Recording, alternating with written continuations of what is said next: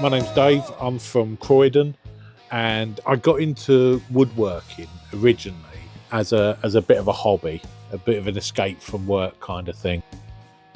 Before I got into making, I can honestly say that as a youngster, as a teenager, a young adult, I was never really have described myself as creative. I've never been artistic. Even now, I would say I'm not artistic. I'm more creative now. But I guess the only other thing that I probably could have done is I started out originally when I left school. I went to catering college to qualify as a chef. So I suppose that's the most creative output I kind of had when I was younger. So in 2010, we took part in a TV show to redesign our garden, and it involved a lot of work. But one thing we did was the fencing, and I really enjoyed it. I really enjoyed working with timber. And following that, it was about 2016 that I decided I wanted to build a bench for the garden. And a few people saw it and were impressed with it, and then somebody said, "Oh, can you make me a bench? Can you make me a bench?" And then one bench turned into 2 to 3, 4. Before you know it, I was making benches, I was making planters, I was making tables. But I realised at that point that I really enjoyed working with wood, and I enjoyed making stuff.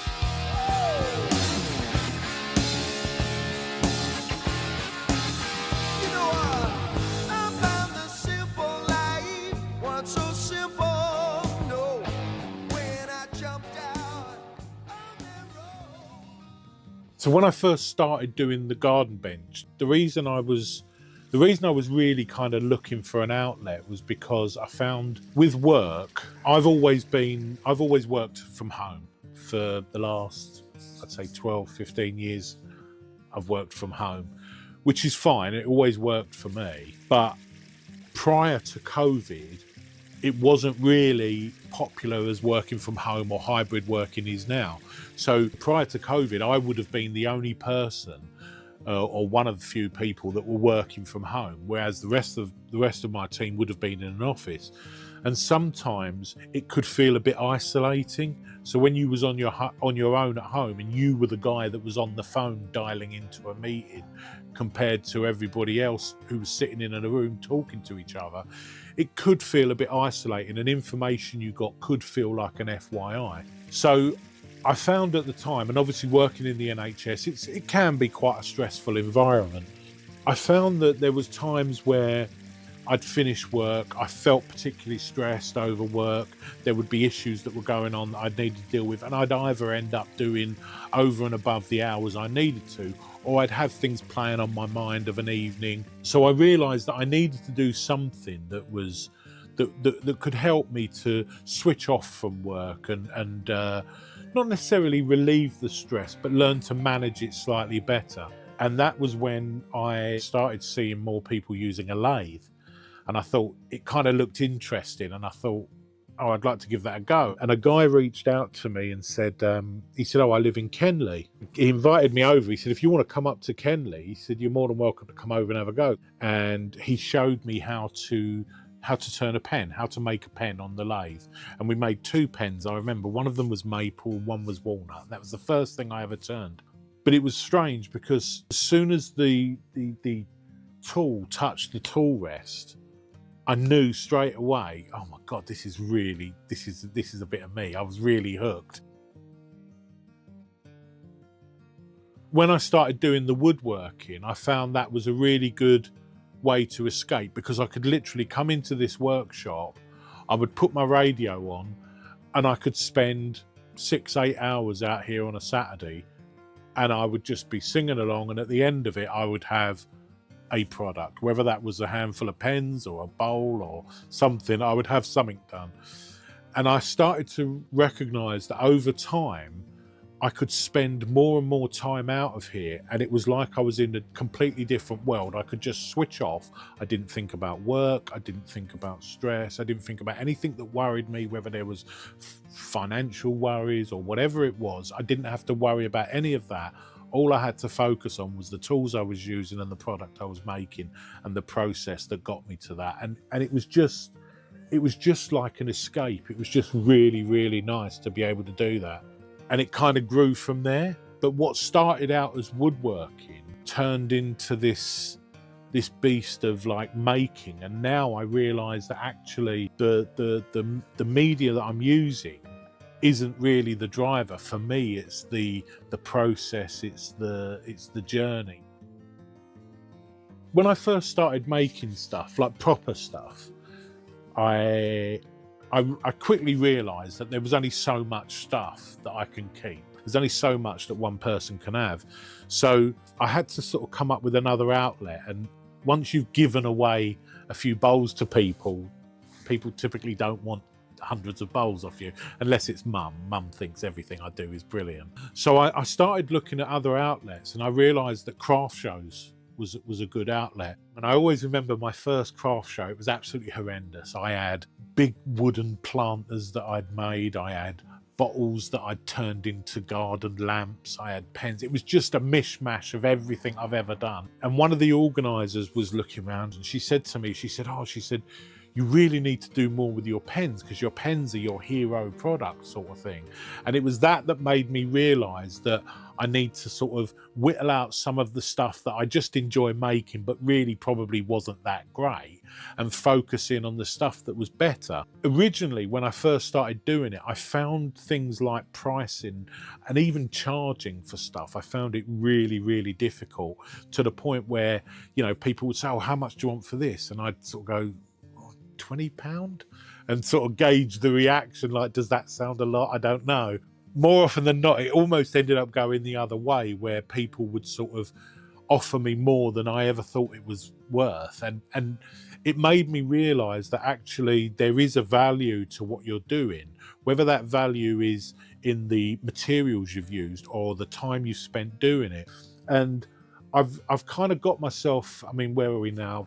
10 years on, or 8 years on, or whatever it is, from when I first started, I've got to the point now where I appreciate the value that my stuff has.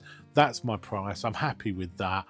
And if it doesn't work for you, that's fine. You're just not my customer. That's okay. But I would much rather give a piece away to somebody that really fully appreciates it and really fully gets it, than sell a piece to someone who doesn't really care about the product. They just want a bowl or a pen. But for me, it would be more about the story, about where that wood's come from, how that wood grows, what area it came from. I mean, I've had pens that I've made before that had a piece of coal from the Titanic, or I've had bog oak that's been carbon dated to 5,000 years old. I've got pen blanks in there that are from the Jack Daniels factory. So if you're a Jack Daniels drinker, you know, that pen means something. And what I want people to do ideally is that when they take out a piece of my work, whether it's a piece of art that's on the shelf, whether it's a bowl that's on the side, or whether it's a pen that's in their hand, when they take it out, somebody will say, oh, that's a nice pen you got there. And they go, actually, do you know this piece of oak? This is a piece of oak that came from 100 Acre Wood, which is where the inspiration came for Winnie the Pooh. And before you know it, it's a talking point, and somebody else is bought into that story, and people realise that there's more to it than just being another pen or just being another bowl, you know? One of the things I always wanted to do, and I don't, it's still in the back of my mind, to be able to go out to clubs and to colleges and to schools and meet with youngsters and say, look, this is something that you can do. Because I think these days there's a lot of tendency to do something like in the digital space, you know, which is great and it all has its place.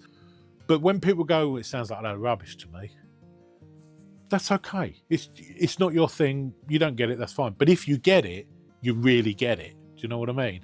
I'm surrounded by so many inspirational people. One of my friends, his name's Chris Fisher, and he's also known as the Blind Wood Turner, and he is the only registered professional turner in the country who is completely blind. But the amazing thing about Chris is that he learned to turn after he went blind. So he went blind in, like, I think he was in his late 30s, maybe early 40s. He lost his sight within the space of about a fortnight. And it, you know, there's plenty of, he's got his own channel, but there's plenty of stories about videos of him where he's talking about his story. and he was a big horror movie fan. He loved horror movies, and he wanted to create a stake, a vampire stake. So he learnt to wood turn after he went blind. And this guy is, to me, he's the epitome of inspiration.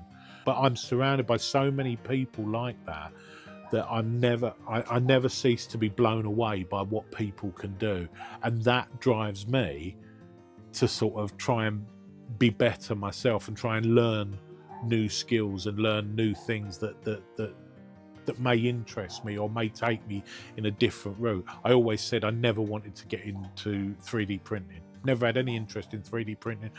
Don't see the fun in sitting behind a computer all day until I got a 3D printer, and now I'm well down that rabbit hole, and it's just mind-blowing. But for me, it's not all about dragons and dragons' eggs. It's about what can you design to hold sanding discs or to mount tools on the wall. So for me, I'm always looking to push the boundaries of how I can incorporate the mixed media, and that's what really interests me. When it comes to what I do and what I want to do and what I want to learn, I can honestly say I don't think there's any structure at all in it. It's just born out of conversations I have with people, or things that I may see, whether it might be a YouTube video or whether it's just a post on someone's Instagram. If I see something, typically, and I think this is where the creative maker thing comes in. If I see something that I think that looks interesting, that's normally the route I'll go down. And what I would say is, when we talk about the process of it, for me, a lot of it starts in my head. So I'll already have an idea of what I want to do, and then I'll have the picture in my head. I might just not have the understanding of how to get to that point. And it's those sort of things that I start thinking, oh, if I did this slightly differently, I could make it look like that. Whether or not it works is another thing. But again, if it doesn't work, I've just found another way not to do it. And there's more incentive for me to try and get it so I can get it to work, you know?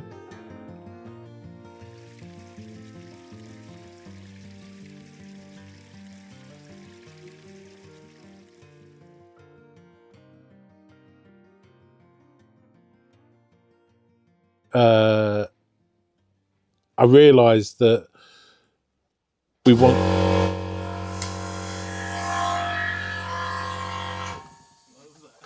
That's the air compressor. I'll turn it off. I've turned it.